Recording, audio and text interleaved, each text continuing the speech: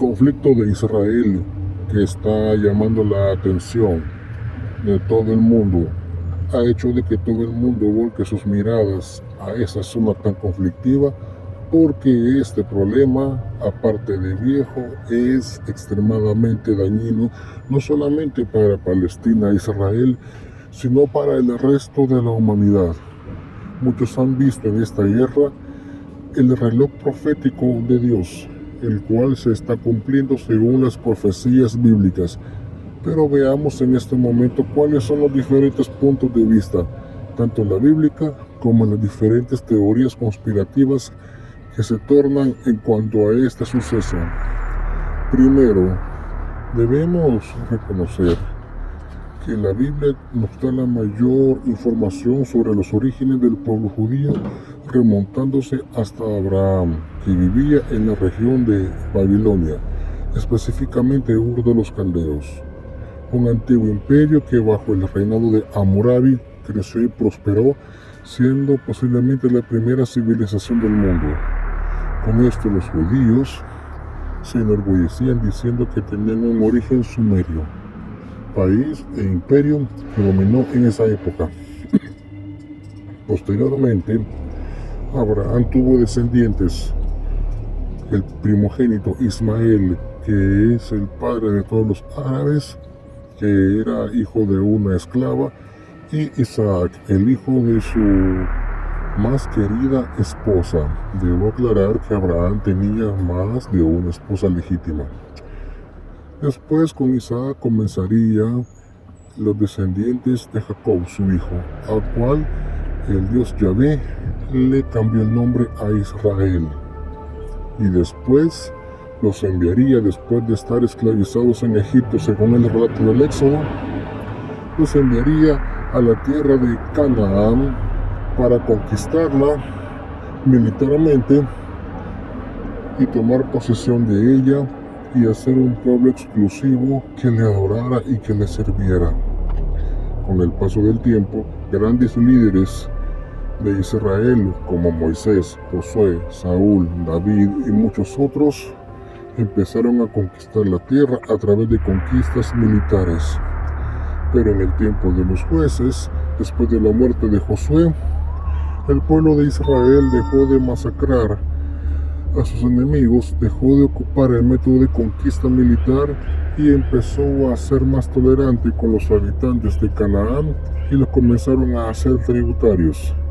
Eso enojó profundamente al Todopoderoso, a su Dios, el cual, según el relato de Jueces capítulo 2, el ángel de Jehová les dijo que por ese castigo, porque ellos no obedecieron la orden de Dios de aniquilar y destruir a los habitantes, ya Dios no iba a permitir que esos habitantes fueran expulsados, iban a vivir en medio de ellos, pero les llegarían a traer muchos problemas en el futuro. Problemas que hasta el día de hoy estamos viendo debido al conflicto árabe o palestino-israelí, tal como lo dijo el ángel del Señor. Si ustedes hubieran aniquilado totalmente a esas gentes, no tuvieran este problema. Ese es el mensaje que Dios, el Todopoderoso, el Divino, Inmortal, Omnipotente, Omnipresente y Soberano y Todopoderoso, les ha dicho. Esa es la versión bíblica. Ahora veamos, ¿quién es Yahvé de los ejércitos? Según la Biblia, Jehová o Yahvé es el Dios Todopoderoso, divino, imponente, omnipotente, soberano, todopoderoso, omnisciente, omnipresente. Dios en su forma original, el único y verdadero Dios. No existen otros, todos los demás son falsos dioses o demonios según la Biblia y según la Torá. No hay discusión para un judío. Ahora, esa es la versión bíblica. Sin embargo, hay otras versiones donde aseguran que el Dios Yahvé no es el Dios único y soberano, todopoderoso, al cual todos los creyentes adoramos.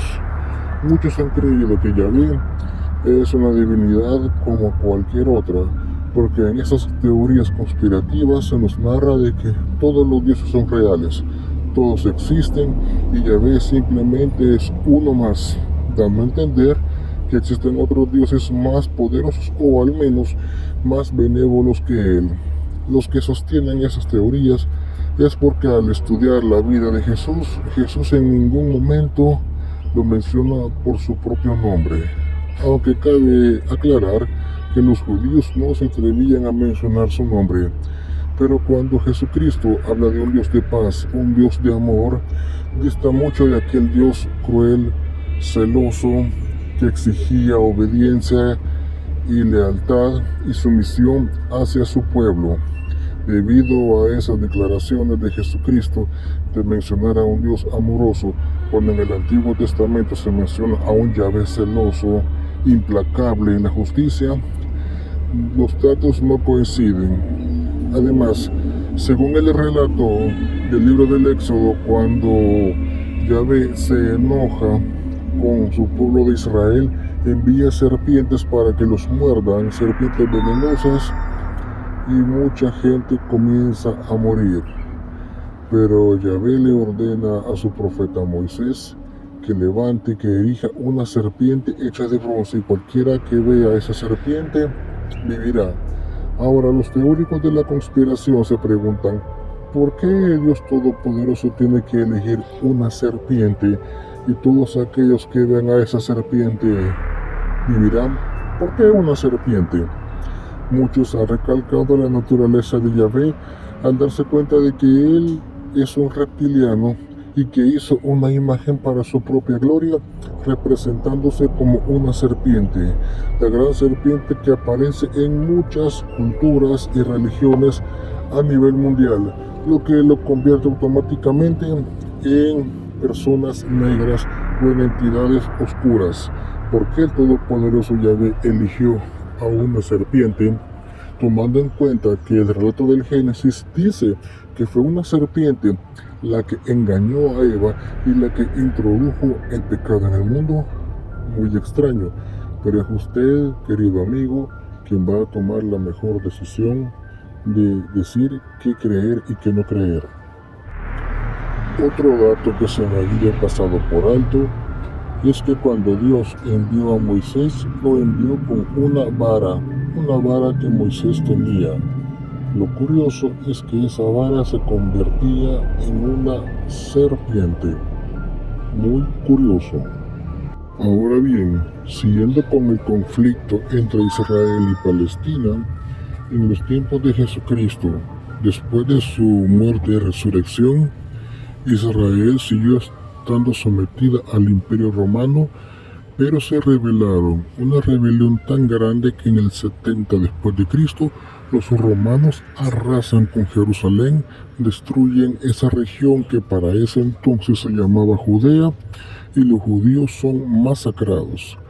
Hago una referencia al término judío. Judío es diferente al término israelita, porque mientras israelita se refiere a las 12 tribus de Israel, judío se refiere exclusivamente a la tribu de Judá, porque después de la muerte del rey Salomón, el reino se divide por cuestiones políticas. Las 10 tribus conforman el reino de Israel, y la tribu de Judá más la tribu de Benjamín y todo el cuerpo de levitas conforman otro reinado. Sin embargo, los romanos destruyen eso.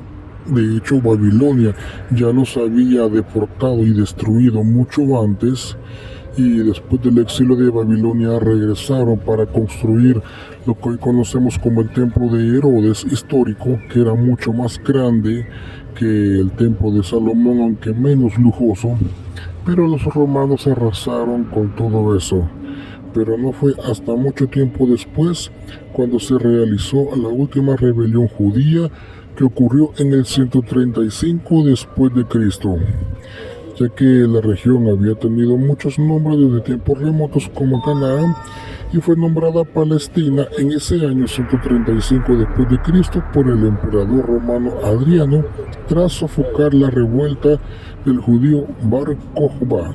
Desde entonces y hasta la creación del Estado de Israel y el establecimiento de la Autoridad Nacional Palestina en el siglo XX, la región se le dio ese nombre.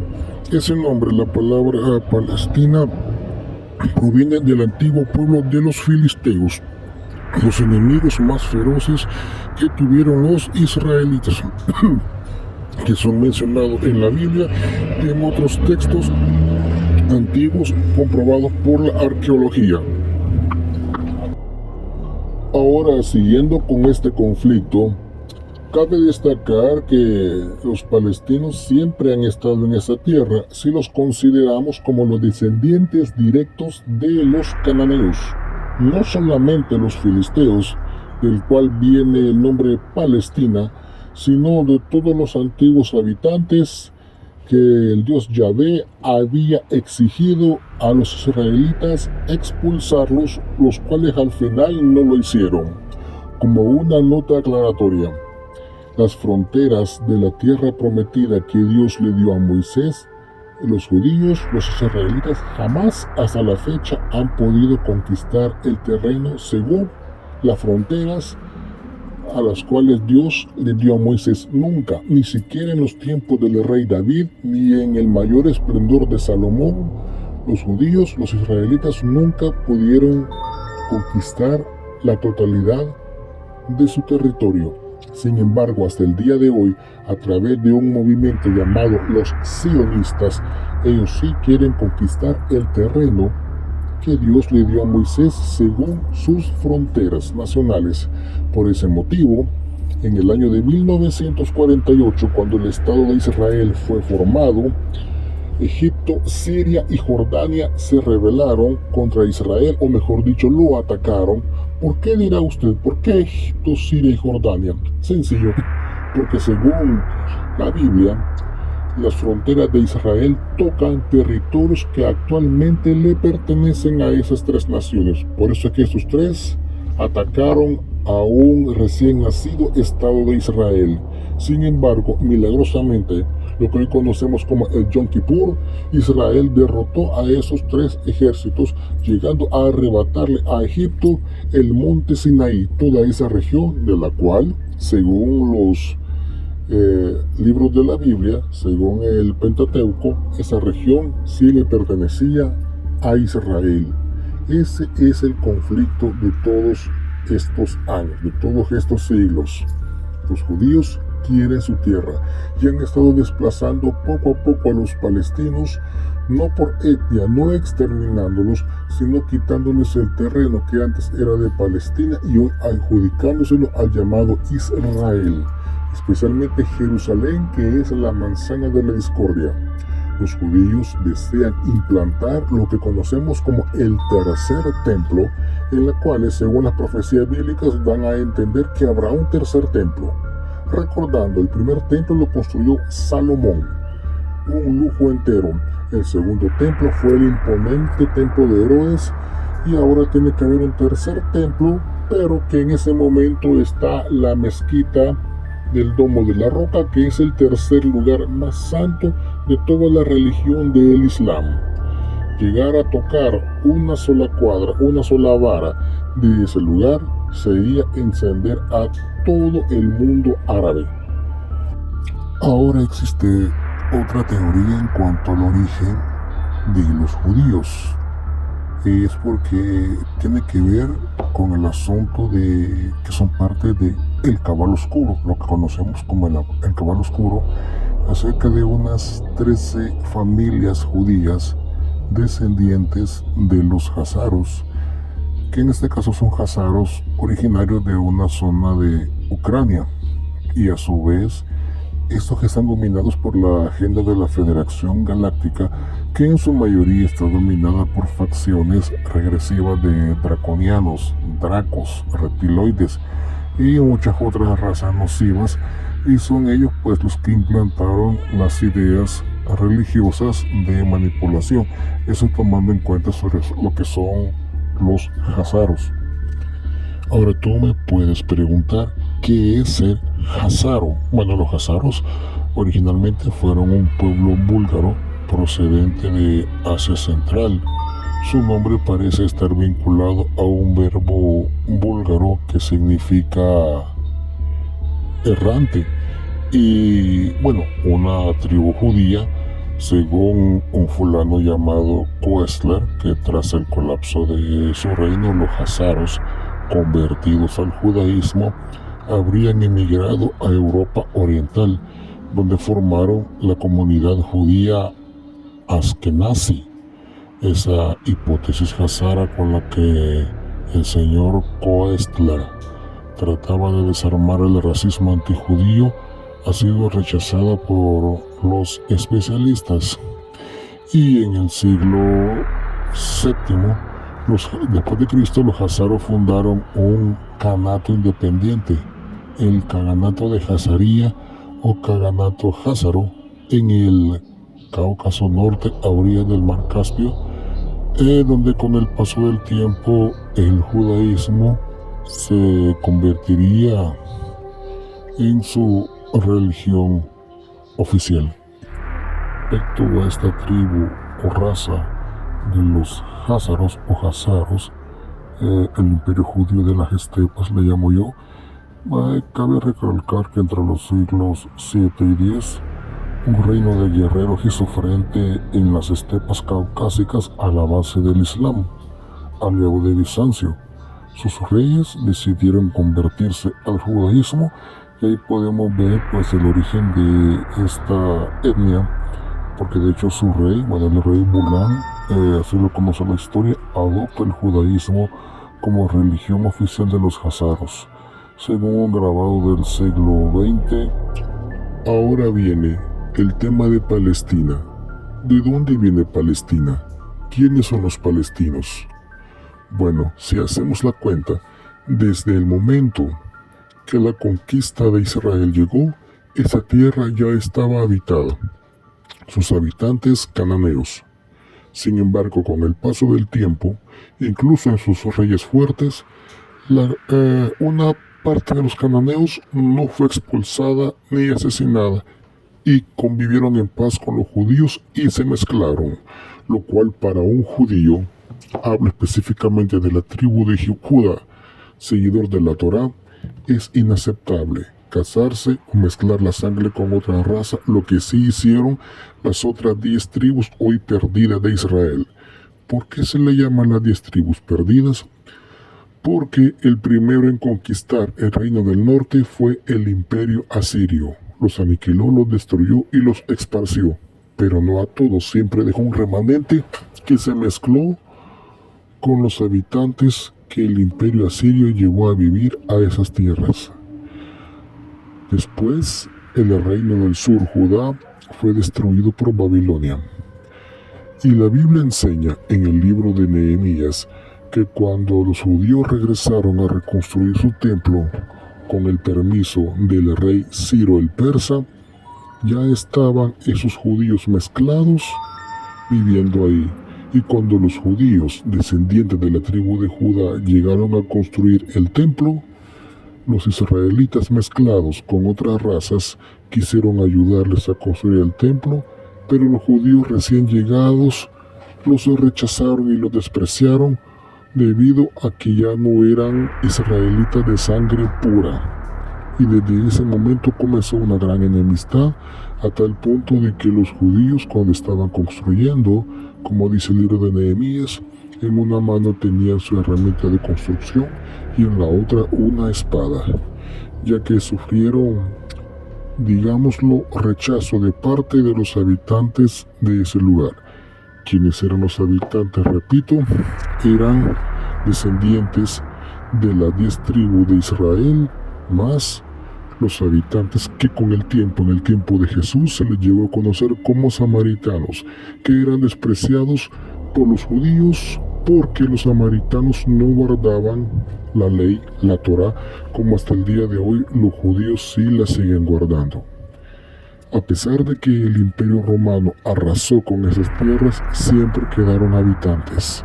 Los judíos fueron esparcidos por todo el imperio, pero siempre quedaron ahí habitantes que, como siempre, aunque sea en menor cantidad, se siguieron mezclando, y así sucedió hasta la fecha en que Israel fue formado. Entonces, como podemos diagnosticar o como podemos deducir, los palestinos son descendientes de las 10 tribus perdidas de Israel, pero no con sangre pura, sino mezclada con la sangre de otras razas y etnias que llegaron a vivir a esa zona. Los únicos que se mantuvieron puros en sus tradiciones y en su religión y en su adoración al Dios Yahvé son los descendientes de Judá, de la tribu de Judá, hoy conocida como judíos.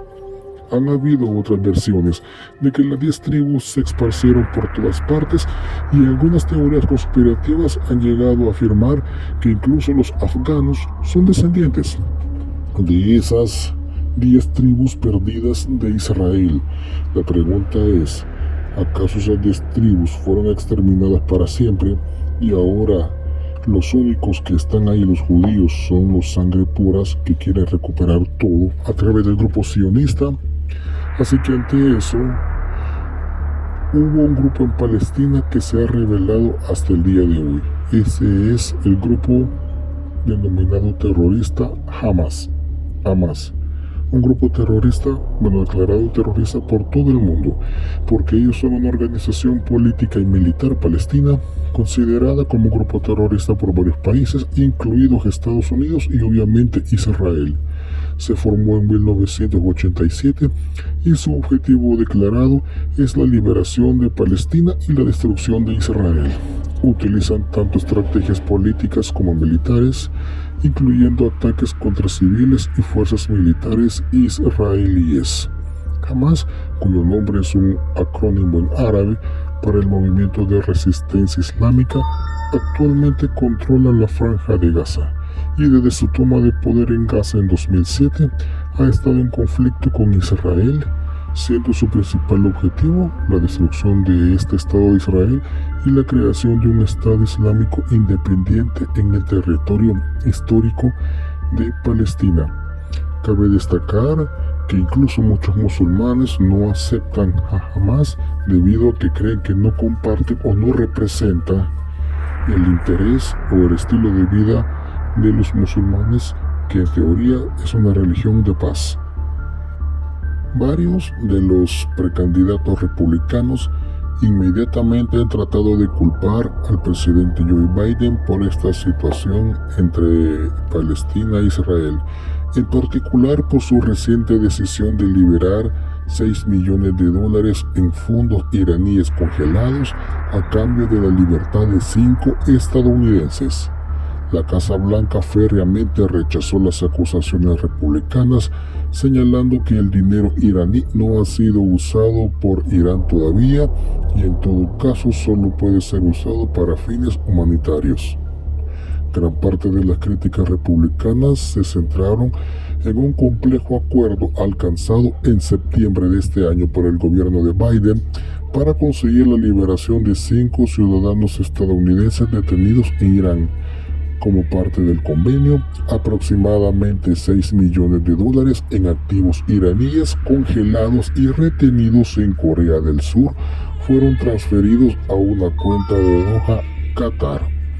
De ahí la teoría que esos fondos fueron utilizados para armar a Hamas y comenzar esa planificada estrategia, ese golpe que causó la muerte de muchas vidas de judíos y esos proyectiles que incluso el domo de hierro no fue capaz de detener, no a todos los proyectiles al menos.